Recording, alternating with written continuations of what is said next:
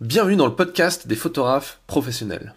Cette semaine, un épisode un peu plus court que d'habitude pour parler des réseaux sociaux et des bonnes raisons d'y investir ou pas du temps et de l'énergie. Car c'est une question que tous les photographes se posent, à savoir est-ce que ça vaut le coup de dépenser du temps, de l'énergie et peut-être même de l'argent pour avoir des likes, des followers sur Instagram, sur Facebook, sur LinkedIn, etc. Personnellement, ça fait plus de 10 ans que j'utilise les réseaux sociaux, notamment Facebook et Instagram, pour mon activité de photographe professionnel, et encore plus intensément ces 3 dernières années pour mon magazine, mon média Défense Zone et l'agence Le Collectif DR. Je pense donc être un petit peu légitime pour vous donner quelques conseils, ou du moins des pistes de réflexion. D'ailleurs, je viens de réaliser un atelier, pas un épisode, de formation sur cette thématique dans le cadre de mon club des stratèges, qui est un espace en ligne dans lequel vous avez accès à des centaines d'heures de cours et de masterclass sur le business de la photo, le journalisme, la productivité, l'entrepreneuriat. Le lien est en description de l'épisode, donc je vous laisse checker ça. Et dans cet atelier, on aborde les questions suivantes. En 1, pourquoi faut-il passer du temps à développer les réseaux sociaux, vos réseaux sociaux? En 2, quelle plateforme prioriser et pourquoi? Et on passe en revue les forces et faiblesses des principaux réseaux, donc Facebook, Instagram, TikTok, etc. En 3, on voit le fonctionnement général des algorithmes des réseaux sociaux. En 4, on voit la création et l'optimisation d'un profil, et que ce soit pour Facebook, Instagram, Twitter ou n'importe quel autre réseau.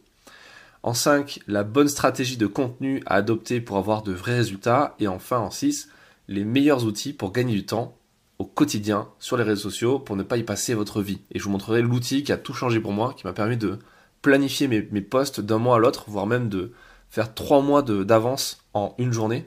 Donc je vous montrerai ça à l'intérieur. Si ça vous intéresse, le lien est en description. Il suffit de rejoindre le club des stratèges et vous aurez accès à ce cours ainsi que des dizaines d'autres. Mais je ne vais pas finir cet épisode comme ça. Je vais vous partager avec vous des éléments de la première partie de l'atelier, à savoir pourquoi il faut passer du temps à développer vos réseaux sociaux. Pourquoi c'est important? La première raison, c'est parce que vos concurrents y sont. Et également vos clients. Vous pouvez vous dire, oui, mais mes concurrents, je m'en fous, j'ai pas de concurrents, ou c'est pas vraiment un problème pour moi. Et c'est bien de penser comme ça. Maintenant, c'est aussi intéressant de voir la concurrence comme un modèle un peu challengeant. Et donc, c'est intéressant d'être là où ils sont aussi. Et notamment, c'est encore plus important d'être là où vos clients sont. Et il y a de fortes chances, quand on voit les statistiques mondiales des réseaux sociaux, que vos clients y sont sur les réseaux. Donc si vous n'y êtes pas, ça va être compliqué de matcher avec eux. C'est particulièrement vrai pour les photographes de mariage ou de studio sur Instagram. C'est encore plus particulièrement vrai pour les photojournalistes et les photographes corporate sur LinkedIn et Twitter. Enfin maintenant ça s'appelle X, mais c'est le même délire.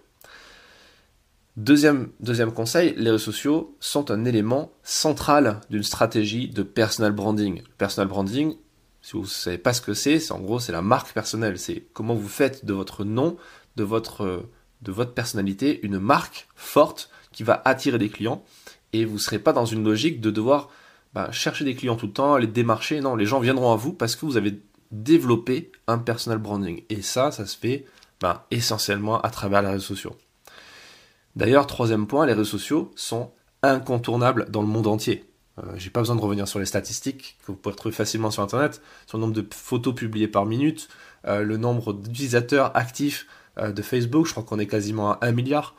Voilà, on dit que Facebook est mort depuis plusieurs années, mais c'est complètement faux. Il y a encore beaucoup de gens dessus, et il n'y a pas que des boomers du samedi, quoi. Il y a encore beaucoup de gens, et vos clients y sont sur les réseaux. Autre point important, c'est que grâce à cette partie-là, on peut la scaler, c'est-à-dire la mettre à l'échelle, c'est-à-dire avoir un effet de levier sur les réseaux sociaux avec de l'argent via la publicité. C'est-à-dire que Facebook, Instagram, YouTube, TikTok, Twitter, Pinterest, etc., c'est du trafic gratuit. Gratuit en termes d'argent, pas en termes de temps. Ça va vous coûter du temps, mais ça va pas vous coûter d'argent. Donc, si vous lancez une activité, vous lancez votre activité de photographe, là, demain, vous avez la possibilité de toucher beaucoup de gens gratuitement. Il va falloir être bon, parce qu'il y a beaucoup de concurrence sur les réseaux, mais techniquement, c'est possible. Si vous n'avez pas de temps, mais que vous avez de l'argent, vous allez pouvoir scaler, vous allez pouvoir faire de la publicité. D'ailleurs, il ne faut pas oublier que les réseaux sociaux, leur modèle économique, ils ont mis des années avant de le trouver, notamment Facebook, c'est un peu eux qui ont ouvert la route. leur modèle économique, c'est d'être une régie publicitaire. C'est-à-dire que, vu qu'ils ont 1 milliard de personnes inscrites sur leur réseau, dans leur plateforme, ils ont accès aux données personnelles de 1 milliard de personnes. Donc ils sont capables de dire, en fait, ils sont capables de mieux vous connaître, vous. Enfin, de vous connaître mieux que vous-même vous connaissez. Parce que, en fonction de où est-ce que vous cliquez, ce que vous avez liké, ce que vous avez commenté, l'algorithme est capable de savoir ce que vous aimez vraiment et ce que vous n'aimez pas. Et ces données-là, elles valent de l'or pour des publicitaires qui veulent vous cibler efficacement et le moins cher possible. Donc c'est pour ça que quand vous êtes une entreprise sur Facebook, vous pouvez louer en quelque sorte les données personnelles de tout le monde grâce à la régie publicitaire de Facebook, mais ça marche aussi sur Instagram, sur LinkedIn, etc., pour toucher les gens qui correspondent à l'avatar client que vous visez. Si vous avez, par exemple, vous êtes photographe de mariage et vous voulez viser les futurs mariés, donc entre, 20 ans et 30 ans peut-être, qui vivent à tel endroit de la France ou du monde, ben vous pouvez le faire grâce aux données que va vous fournir le réseau social, qui devient alors une régie publicitaire. Et c'est là qu'on peut scaler, c'est-à-dire qu'on peut mettre un budget, quelques dizaines d'euros, quelques euros par jour, qui vont vous permettre de toucher exactement les personnes que vous voulez toucher. Donc ça, avant de passer à ce qu'on appelle le SEA, alors je ne vais pas vous dire le truc en anglais, je crois que c'est Search Advertising Engine, ou dans l'autre sens, en gros c'est pas le SEO, c'est pas le référencement naturel, c'est le référencement payant grâce à la publicité. Okay, le Google Ads, le Facebook Ads, etc. Ça, c'est une compétence qu'on développera dans un autre atelier. Prochainement dans le Club des Stratèges, on fera un atelier sur la publicité payante sur Facebook notamment, parce que là j'arrive à plusieurs dizaines de milliers d'euros dépensés sur Facebook, donc je commence à avoir des bons retours, et je vais pouvoir vous expliquer ce qui fonctionne et comment lancer une première campagne sur Facebook pour commencer à trouver des clients. Mais avant tout, il faut passer par ce premier atelier sur gérer les réseaux sociaux de façon organique, de façon gratuite. Et d'ailleurs, j'attire votre attention sur le fait que gérer des réseaux sociaux, devenir community manager, votre propre community manager, c'est-à-dire être capable de gérer votre page Facebook, votre compte Instagram, votre profil LinkedIn, c'est une compétence qui est de plus en plus recherchée et qui est facilement monétisable. Moi-même, je cherche actuellement un community manager pour mon média, pour Défense Zone. Donc si c'est quelque chose qui vous intéresse, que vous cherchez un petit boulot pour ça, envoyez-moi un mail. Envoyez un mail à l'adresse contact@défense-zone.com. Voilà, petit placement d'annonce comme ça. Et voilà, pour vous dire que c'est recherché. Ça va pas être payé des milliers et des cents, mais c'est un petit complément de revenu pour un photographe, pour un rédacteur, pour un journaliste, qui est non négligeable.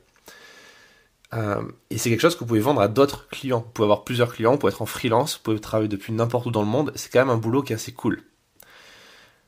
D'autant plus que vous avez accès depuis quelques années à des outils qui vous permettent d'optimiser votre temps, de rentabiliser votre temps, de planifier vos posts. Moi j'en utilise un qui est extrêmement puissant et j'en parle dans l'atelier. Désolé, il faut que j'en garde un petit peu pour l'atelier aussi. Et je vous montre comment ça fonctionne et comment j'utilise ça pour planifier mes contenus 3-4 mois à l'avance sur plusieurs réseaux sociaux. Donc voilà pour la présentation de cet atelier et puis surtout des arguments qui vont dans le sens d'aller vers les réseaux sociaux. Maintenant, si vous n'avez pas envie, si ça vous révulse, que vous n'aimez pas ça fondamentalement, que vous n'avez pas de réseaux sociaux vous-même, ça va être compliqué de réussir à mettre en place une stratégie. Mais il ne faut pas forcément se fermer et se dire « j'aime pas être consommateur de réseaux sociaux, donc je ne peux pas être producteur sur les réseaux sociaux ». C'est deux choses complètement différentes. Bien sûr que apprécier les réseaux, aimer être dessus en tant que consommateur va vous permettre d'être un meilleur producteur. Mais c'est pas ça qui va forcément dire que vous serez un bon producteur. La question qu'il faut vous poser, c'est est-ce que vous voulez des clients? Est-ce que vous voulez améliorer votre business, augmenter votre chiffre d'affaires? Est-ce que vous voulez toucher plus de clients? Et est-ce que vous êtes prêt à bosser et à faire des choses que vous n'aimez pas forcément faire a priori, mais peut-être parce que vous ne connaissez pas bien les choses, et peut-être aussi parce que vous n'avez pas la formation pour, vous ne savez pas par où commencer. Okay, moi j'ai dû me former à titre personnel, j'ai payé des experts pour qu'ils m'expliquent comment ça marche concrètement, Facebook, Instagram, LinkedIn, et maintenant c'est des réseaux que j'utilise assez facilement, au point où je suis capable d'enseigner aux gens des techniques pour utiliser ça correctement. Donc, rendez-vous en description pour voir l'atelier dans le Club des Stratèges. jetez-y un œil par curiosité. Formez-vous si c'est quelque chose qui est important pour vous et qui vous permettra d'améliorer votre business, trouver plus de clients, augmenter votre chiffre d'affaires. Et moi, je vous donne rendez-vous dans un prochain épisode du podcast.